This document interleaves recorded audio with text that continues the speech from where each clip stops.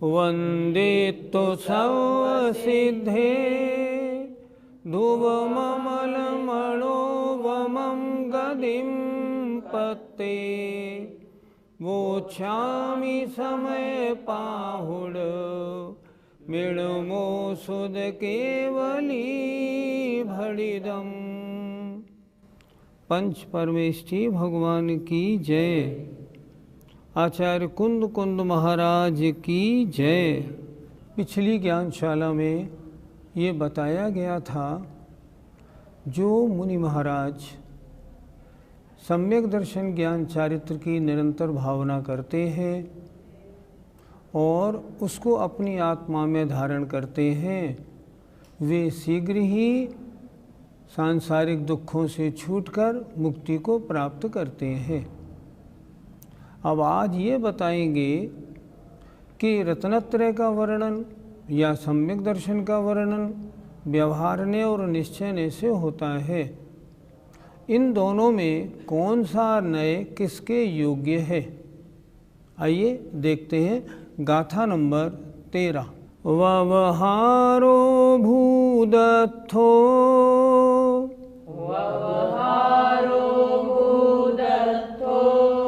भूदत्थो देशिदो दुसूद्धणो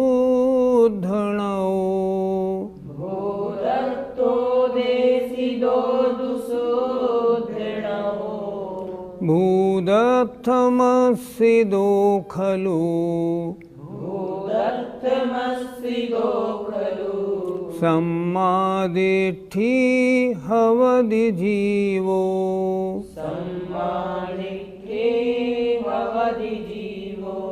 आइए अब प्रत्येक शब्द को, गाथा के हर शब्द को समझते हैं। व्यवहारो व्यवहार नय, अभूदत्थो अभूतार्थ है, भूदत्थो भूतार्थ, देशदो कहा गया है, दू माने और, शुद्धणो निश्चय ने, अर्थात व्यवहार ने अभूतार्थ है और निश्चय ने भूतार्थ कहा गया है। तीसरी पंक्ति देखिए, भूदत्थ मस्सिदो खलु, भूतार्थ का आश्रय पाकर, खलु माने निश्चय से, जीवो सम्मादिट्ठी हवदी, जीव सम्यक दृष्टि होता है। आइए अर्थ देखते हैं इसका। व्यवहार ने अभूतार्थ है और निश्चय ने भूतार्थ कहा गया है। भूतार्थ का आश्रय लेकर ही निश्चय से जीव सम्यक दृष्टि होता है। निश्चय में और व्यवहार में क्या अंतर है? गाथा में इसी बात को स्पष्ट किया है। अंतर क्या है? अंतर ये है, व्यवहार ने अभूतार्थ है और निश्चय ने भूतार्थ कहा गया है। भूतार्थ का मतलब क्या होता है? भूतार्थ, भूत माने सच्चा भी होता है, भूत माने सम माने सामान्य भी होता है। जो सामान्य का वर्णन करे वह भूतार्थ और जो असामान्य माने विशेष का वर्णन करे वह अभूतार्थ। अर्थात व्यवहार ने विशेष का वर्णन करता है, अर्थात व्यवहार ने पर्याय का वर्णन करता है और निश्चय ने सामान्य अर्थात द्रव्य का वर्णन करता है। दोनों में बहुत अंतर है। सरल भाषा में समझें। निश्चय ने से तो मैं जीव हूँ, द्रव्य को विषय किया। व्यवहारने से मैं मनुष्य हूँ, पुरुष हूँ, ये व्यवहारने का विषय हुआ। अच्छा, भूतार्थ माने सच्चा भी होता है, अभूतार्थ माने झूठा भी होता है। वास्तविकता का परिचय कौन कराता है? निश्चय ने। निश्चय ने सामान्य का विषय करता है। जैसे निश्चय ने कहा मैं जीव हूँ, वास्तविकता तो यही है क्योंकि मेरा त्रैकालिक स्वभाव जीव है। और व्यवहारने से मैं मनुष्य हूँ, मैं पुरुष हूँ, ये अभूतार्थ है, ये अवास्तविक है, ये विशेष है, ये पर्याय है। तो यहाँ गाथा में क्या कह रहे हैं? निश्चय ने भूतार्थ है, व्यवहार ने अभूतार्थ है। अर्थात इसका अर्थ ये नहीं लगाना कि निश्चय ने सच्चा है और व्यवहार ने झूठा है। नहीं, ये अर्थ गलत हो जाएगा। अर्थ ये लगाना चाहिए निश्चय ने सत्य को बताने वाला, सम को बताने वाला अर्थात सामान्य को विषय करने वाला है, और व्यवहार ने पर्याय को बताने वाला या विशेष को बताने वाला है। सच्चा कौन सा है? सच्चे तो दोनों ही हैं। ये इन दोनों नियमों में अंतर है। पंडित जी, जीव निश्चय ने का आश्रय लेकर सम्यक दृष्टि क्यों होता है? व्यवहार ने आत्मा का स्वरूप नहीं, निश्चय ने आत्मा के स्वरूप को बताने वाला है। व्यवहार ने पर्याय को बताता है। पर्याय आत्मा का स्वरूप नहीं होती, वो तो नष्ट होने वाली, नई आने वाली होती है। निश्चय ने द्रव्य को बताता है। द्रव्य हमेशा रहने वाला होता है। उदाहरण से समझें, जो अज्ञानी है वो व्यवहार ने अर्थात जैसे एक तालाब का कीचड़ सहित पानी है, उस पानी को कीचड़ सहित पीता है। लेकिन जो निश्चयने वाला है वो क्या करता है? तालाब का पानी लिया, पहले उसमें निर्मली डाली, जब पानी शुद्ध हो गया तब शुद्ध पानी को पीता है। तो शुद्ध पानी को पीने वाला ही तो सम्यक दृष्टि होता है। इसलिए यहाँ गाथा में कहा गया कि निश्चयने के अनुसार जो अपना स्वरूप है उसको जिसने जान लिया है वही सम्यक दृष्टि होता है। जिसने वर्तमान रागादि पर्याय, मनुष्य पर्याय आदि पर्यायों को अपनी बाल वृद्ध अवस्था को अपना स्वरूप मान लिया है, वह सम्यक दृष्टि नहीं होता, वह तो मिथ्या दृष्टि है, अज्ञानी है। इसलिए निश्चयने का आश्रय लेकर के जो उस रूप अर्थात आत्म रूप अर्थात ज्ञायक भाव रूप अपने को मानता है, ज्ञाता दृष्टा रूप अपने को मानता है, वह सम्यक दृष्टि होता है। ये इस गाथा में कहा गया है। पंडित जी, अभूतार्थ का अर्थ तो झूठा होता है, तो फिर व्यवहार ने क्या झूठा हुआ? अभूतार्थ का अर्थ झूठा नहीं होता। अभूतार्थ का अर्थ होता है जो पर्याय को बताने वाला हो, जो विशेष को बताने वाला हो। भूत माने होता है सामान्य, अभूत माने सामान्य की बजाय विशेष। तो जो विशेष का परिचय कराए उसका नाम व्यवहार ने है। तो व्यवहार ने अभूतार्थ है, अर्थात व्यवहार ने पर्याय को विशेष को बताने वाला है। ये कह रहे हैं यहाँ पे, ये नहीं कह रहे कि ये झूठा है। दोनों नयों में कोई नय भी झूठा नहीं है। एक बात हम और बताना चाहेंगे, इस गाथा की जो टीका आचार्य जयसेन महाराज ने की है, उन्होंने इस गाथा के दो अर्थ किए हैं। उन्होंने ये भी अर्थ किया है कि व्यवहार ने भूतार्थ है, अभूतार्थ है, और निश्चय ने भी भूतार्थ और अभूतार्थ दोनों प्रकार कहा गया है। कैसे? व्यवहार ने की दृष्टि से भूतार्थ है, निश्चय ने की दृष्टि से अभूतार्थ है। निश्चय ने व्यवहार ने की दृष्टि से अभूतार्थ है, निश्चय ने की दृष्टि से भूतार्थ है। इस तरह व्यवहार ने भी भूतार्थ और अभूतार्थ है, और निश्चय ने भी भूतार्थ और अभूतार्थ है। सम्यक दृष्टि कौन होता है? जो दोनों नयों का जानने वाला होता है, वो सम्यक दृष्टि होता है। सामान्य को जो विषय करता है, भूदत्थ मस्सिदो खलु, जो सामान्य को विषय करता है वही सम्यक दृष्टि है। जो अपनी राग द्वेष आदि सहित आत्मा को, अपनी वृद्ध युवा पर्याय को अपना स्वरूप मानता है, वह सम्यक दृष्टि नहीं हो सकता। इसलिए सामान्य को विषय करने वाला ही सम्यक दृष्टि होता है।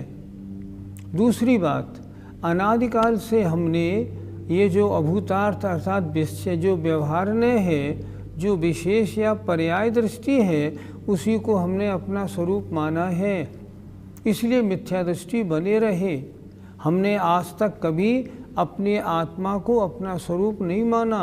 मैं आत्मा हूँ ऐसा मैंने कभी नहीं माना। इसलिए जो अपने स्वरूप को निश्चय के द्वारा अर्थात जो सामान्य को अपना स्वरूप मानते हैं, जो निश्चय के द्वारा सब अपने आत्मा को देखते हैं, वे सम्यक दृष्टि होते हैं। पंडित जी, क्या निश्चय भी दो प्रकार का होता है? हाँ, निश्चय भी दो प्रकार का होता है, एक शुद्ध निश्चय और एक अशुद्ध निश्चय।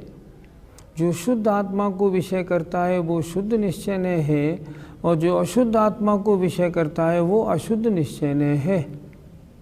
इनमें भी शुद्ध निश्चय भूतार्थ है, सामान्य है, और जो अशुद्ध निश्चय है वो सामान्य नहीं, वो विशेष है। इसलिए शुद्ध निश्चय को आश्रय करने वाले जीव ही सम्यक दृष्टि होते हैं। पंडित जी, तो क्या हमें निश्चय का ही आश्रय लेना चाहिए? दोनों नयों में से अगर एक नय का आश्रय लेते हैं तो एकांती मिथ्या दृष्टि कहलाते हैं। आश्रय तो दोनों का लेना पड़ेगा। सबसे पहले तो व्यवहार का आश्रय लेकर ही समझना पड़ेगा। उसके बाद फिर जब निश्चय के आश्रय से अगर आत्मा को समझ लिया जाएगा ना, तो व्यवहार का आश्रय अपने आप छूट जाएगा। व्यवहार झूठा नहीं है, आश्रय दोनों का लेना पड़ेगा। प्राथमिक अवस्था में तो व्यवहार ही में जाना पड़ेगा। व्यवहार के माध्यम से फिर निश्चय में जाएंगे तो व्यवहार अपने आप छूट जाएगा। व्यवहार झूठा नहीं है, लेकिन व्यवहार प्राथमिक दशा को बताने वाला है, अर्थात पर्याय को बताने वाला है। पंडित जी, क्या शास्त्रों में दोनों नयों को क्या आश्रय लेने योग्य बताया गया है? हाँ, बिल्कुल स्पष्ट कहा है, जो जिणमयम पवज्ये तो माँ व्यवहार निश्चय मयः एकेण वीणा छिज्यै तिथम अण्येण उण तच्चम। बिल्कुल स्पष्ट कहा है, अगर तुम जिन मत में प्रवृत्ति करना चाहते हो तो व्यवहार और निश्चय इनमें से किसी को छोड़ना नहीं। क्यों? एकेण वीणा छिज्यै तिथम, अर्थात व्यवहार के बिना तो तीर्थ नष्ट हो जाएगा, और निश्चय के नष्ट होने पर तो तत्व ही नष्ट हो जाएगा। क्या करना है? दोनों को समझना है। पहली अवस्था में व्यवहार से ही प्रवेश होता है, फिर निश्चय पर पहुंचा जाता है। पुरुषार्थ सिद्धिपाय में भी अमृतचंद स्वामी ने स्पष्ट लिखा है, व्यवहार निश्चय यह प्रबुद्धि तत्वेन भवति मध्यस्थ प्राप्नोति देशनाया सएव फलम अविकलम शिष्य।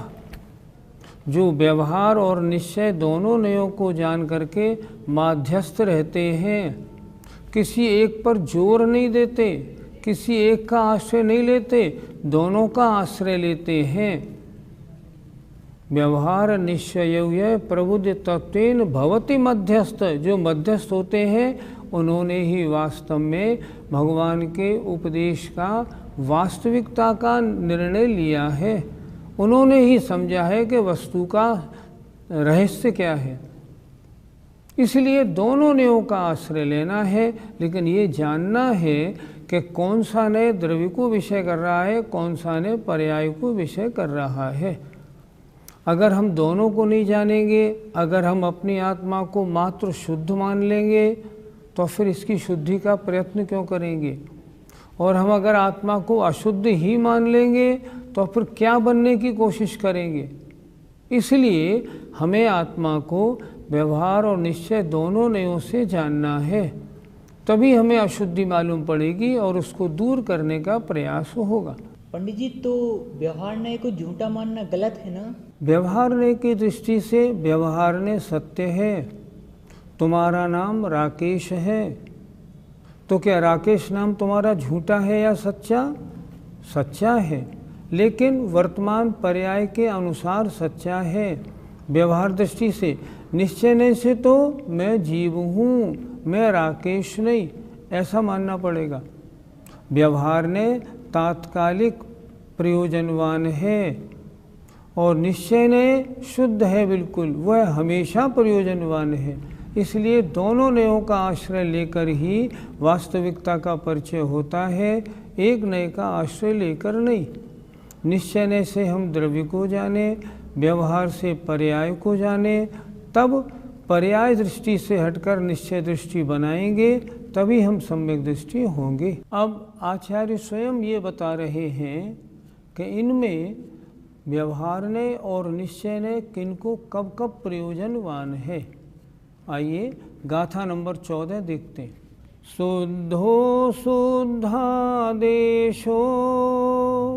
शुद्धो शुद्धादेशो, णादवो परम भावदर्शी, नादवो परम भावदर्शी, व्यवहार देशी दो पुण, व्यवहार देसी दो पुण, जे दो अपर मेठिदा भावे, जे दो अपर मेठिदा भावे। बोलिए। शुद्धो शुद्धादेशो, णादवो परम भावदर्शी, व्यवहार देशी दो पुण, जे दो अपर मेठिदा भावे। प्रत्येक शब्द के अर्थ पर विचार करते हैं। शुद्धो माने शुद्ध निश्चय ने, शुद्धादेशो शुद्ध द्रव्य का आदेश माने कथन करने वाला है। शुद्ध द्रव्य का कथन करने वाला शुद्ध निश्चय ने। णादव्यो जानने योग्य है, परम भावदर्शी ही शुद्ध आत्मभावदर्शियों के द्वारा, जो अपनी आत्मा के परम शुद्ध भाव को देख रहे हैं, उनके द्वारा तो निश्चय ने ही, शुद्ध निश्चय ने ही जानने योग्य है। और व्यवहार देश दो पुण, और व्यवहार ने कहा गया है और किसके लिए? जेदु अपर मेठिदा भावे, जो पुनः अपरम भाव में स्थित हैं। अर्थात जो अपरम भाव में, निचले भाव में स्थित हैं, जिन्होंने अभी शुद्ध आत्मा के शुद्ध भाव को नहीं देखा है, जो अभी शुद्धोपयोग में नहीं गए हैं, ऐसे जीवों के द्वारा अभी व्यवहार ने प्रयोजनवान है। अपर में अर्थात निचले भाव में स्थित जीवों के लिए तो व्यवहार ने कहा गया है। अर्थ देखिए, शुद्ध निश्चय ने शुद्ध द्रव्य का कथन करने वाला है, वह परम शुद्धात्मा की भावना में लगे हुए पुरुषों के द्वारा अंगीकार करने योग्य है। परंतु जो पुरुष नीचे की अवस्था में स्थित हैं, अर्थात अशुभोपयोग या शुभोपयोग में मौजूद हैं, उनके लिए व्यवहार ने ही कार्यकारी है। क्यों? क्योंकि अभी वे निश्चय तक नहीं पहुँचे हैं, व्यवहार ने की दशा में ही हैं, इसलिए व्यवहार ने ही कार्यकारी है। पंडित जी, वर्तमान में हमारे लिए कौन सा नय कार्यकारी है? जानने योग्य वर्तमान में हमारे द्वारा दोनों नए हैं, पर हमारे द्वारा कार्यकारी हमें किसका प्रयोजनवान, हमें किसके काम में लगना चाहिए? तो हमारे लिए अभी तो व्यवहार ने प्रयोजनीय है। पंडित जयचंद जी ने समय सार की गाथा का, इसी गाथा की जो भावार्थ लिखा है बहुत सुंदर लिखा है। उन्होंने लिखा है, जो अभी अविरत सम्यक दृष्टि है उसके लिए तो जिनेंद्र भगवान के दर्शन, पूजन, स्वाध्याय, गुरुओं की सेवा आदि कार्य प्रयोजनवान हैं। जो व्रती हो गए हैं उनके लिए भी यही कार्य प्रयोजनवान हैं। जो मुनि हो गए हैं और प्रवृत्ति में हैं उनके द्वारा इन कार्यों के अलावा स्वाध्याय, आत्मभाव का दर्शन आदि प्रयोजनवान हैं। लेकिन जो इन प्रवृत्ति से हटके निवृत्ति में पहुंच गए हैं और अपनी शुद्ध आत्मभाव को दर्शन कर रहे हैं, अर्थात शुद्धोपयोग में हैं, उनके लिए मात्र आत्मा की शुद्ध दशा का बतलाने वाला शुद्ध ने ही प्रयोजनवान है। हम इसको यूँ भी समझते हैं, जब तक कोई भी आत्मा अशुभोपयोग और शुभोपयोग में है, उसके लिए व्यवहारने प्रयोजनवान है। मतलब व्यवहारने के अनुसार उसको कार्य करना है। लेकिन जब वो जीव शुद्धोपयोग में पहुंच जाता है, तब उसके लिए मात्र निश्चय ने ही प्रयोजनवान है, अपनी अशुद्ध दशा का अवलोकन या चिंतन प्रयोजनवान नहीं। वर्तमान में हम अपरम भाव में स्थित हैं, इसलिए हमें जानने योग्य तो दोनों हैं, पर प्रयोजनवान वर्तमान में हमारे व्यवहार ने है। पंडित जी, यदि हम शुद्ध निश्चय ने को ही प्रयोजन मान लें तो? यदि हम शुद्ध निश्चय ने को ही प्रयोजनवान मान लेंगे तो गृहस्थ अवस्था में है, शुद्धोपयुक्तों में हो नहीं पाएगा, और फिर शुभोपयोग को भी छोड़ देंगे, अशुभोपयोग में जाएंगे तो क्या होगा? हमारा बहुत ही अहित हो जाएगा। इसलिए नहीं, जैसी दशा है वैसे नए को प्रयोजनवान मान के तदनुसार कार्य करना चाहिए।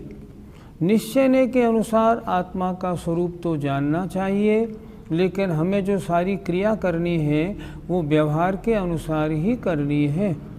इसलिए हमें वर्तमान में जो प्रयोजनवान है वो व्यवहार ने है, जानने योग्य निश्चय ने ज़रूर है, उसके बिना तो सम्यक तो होना ही नहीं है। गाथा में क्या लिखा है? शुद्ध ने किनको प्रयोजनवान है? जो आत्मा के शुद्ध भाव के देखने वाले हैं, परम भावदर्शी ही, अर्थात जो शुद्धोपयोगी हैं, उनके लिए तो शुद्ध ने ही प्रयोजनवान है। वर्तमान में शुद्धोपयोग हमें है नहीं, गृहस्थ अवस्था में होने वाला भी नहीं। इसलिए अगर हम शुद्ध ने को प्रयोजनवान मान लेंगे ना, तो हम बिल्कुल धर्म से च्युत हो जाएंगे। गाथा में स्पष्ट लिखा हुआ है, जो अपरम भाव में स्थित हैं उनके लिए तो व्यवहार ने ही कार्यकारी है। शुद्ध निश्चय ने को जानने में आपत्ति नहीं, लेकिन अपना जो कार्यकारीपना है, अपना जो प्रयोजनवानपना है, वो तो व्यवहार ने है। इसलिए जब तक हम निचली दशा में स्थित हैं, जब तक हम शुभोपयोग में हैं, तब तक हमारे लिए व्यवहार ने प्रयोजनवान है। और जब हम ऊपर शुद्धोपयोग में पहुंच जाते हैं, मुनि अवस्था धारण करने के बाद, तब हमें शुद्ध निश्चय ने प्रयोजनवान रहेगा। उस समय व्यवहार ने के प्रयोजन की आवश्यकता नहीं रहेगी। पंडित जी, यदि हम वर्तमान में शुद्ध नय का आश्रय लें तो क्या होगा? वर्तमान में अगर हम शुद्ध नय का आश्रय लेंगे तो क्या होगा? हम क्रिया शून्य हो जाएंगे। शुद्ध नय का आश्रय लेने वाले व्यवहार की समस्त क्रियाओं को छोड़ देते हैं। वो कहते हैं मैं तो शुद्ध बुद्ध हूँ, इन क्रियाओं से मुझे क्या लेना देना। इससे क्या होगा? हम व्यवहार से भ्रष्ट हो जाएंगे और निश्चय को हम पहुँच नहीं पाएंगे, तो इधर से भी भ्रष्ट और उधर से भी भ्रष्ट हो जाएंगे। निश्चय ने का अगर आप आश्रय ले लेंगे, अपने को वर्तमान में शुद्ध बुद्ध मान लेंगे, तो क्या होगा? आपको कहा जाएगा आप निश्चयाभासी हैं। आप मात्र निश्चय ने का आश्रय लेने वाले बन गए, तो निश्चय ने का आश्रय लेकर के आप एकांती हैं। हमें वर्तमान में क्या करना चाहिए? निश्चय ने के द्वारा अपनी आत्मा का स्वरूप तो जानना चाहिए, लेकिन प्राथमिक अवस्था में अभी हम हैं, हमारे लिए व्यवहार ने प्रयोजनवान है। हमारी सारी क्रियाएं व्यवहार ने के अनुसार होनी चाहिए, तभी हमारा कल्याण मार्ग होगा, नहीं तो नहीं। आज की पढ़ाई का सारांश है कि व्यवहार ने पर्याय को बताता है, विशेष को बताता है। निश्चय ने सामान्य को बताता है और द्रव्य को बताता है। जो द्रव्य का आश्रय लेते हैं वो सम्यक दृष्टि होते हैं, पर्याय के आश्रय से सम्यक दृष्टि नहीं हुआ जाता। और दूसरी गाथा में बताया, जो अपने आत्मा के शुद्ध भाव के दर्शन करने वाले हैं उनके लिए तो शुद्ध निश्चय को बताने वाला शुद्ध नय ही कार्यकारी है, और जो निचले भाव में स्थित हैं उनके लिए व्यवहार ने प्रयोजनवान है। हम और आप अभी निचले भाव में स्थित हैं, अतः हमें क्या करना चाहिए? निश्चय से अपने स्वरूप का ज्ञान तो करना चाहिए, लेकिन वर्तमान में व्यवहार के अनुसार शुभोपयोग की समस्त क्रियाओं का भाव सहित अच्छी तरह हमें उनको पालन करना चाहिए, उनको करना चाहिए। ये आज का सारांश हुआ। जय जिनेंद्र। इस कार्यक्रम के पुण्यार्जक परिवार है Shri Parasnath re rolling mills limited, Durgapur 1, Vardhaman, Paschim Bangal. Amita Jain, wife of Anil Kumar Jain. Sangeeta Jain, wife of Vipin Kumar Jain. Shrimati Shubhada Vijay Kumar Dhahale Jain, Shrimati Sunanda Subhash Dharm Khele Jain, Revati Jitendra ढहाले Jain, Shri Jitendra विजय कुमार ढहाले जैन, मनोज विजय कुमार ढहाले जैन, चिन्मय जितेंद्र ढहाले जैन एवं परिवार, सोलापुर, महाराष्ट्र।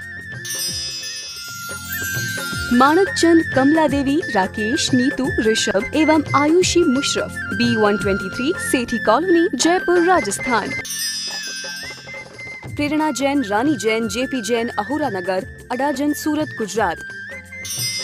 एकता, राजस्थान। श्रीमती सुगंधा कमाते, वाइफ ऑफ बाबरू वाहन कमाते, पुणे। विकास एवं विद्या कमाते, USA। श्री 1008 पार्श्वनाथ दिगंबर जैन मंदिर, 344/4, गोविंदपुरी महिला मंडल, गोविंदपुरी, कालकाजी, नई दिल्ली 19। हितेश हसमुखलाल शाह, माता रमीलाबेन पारेख, वडोदरा, गुजरात।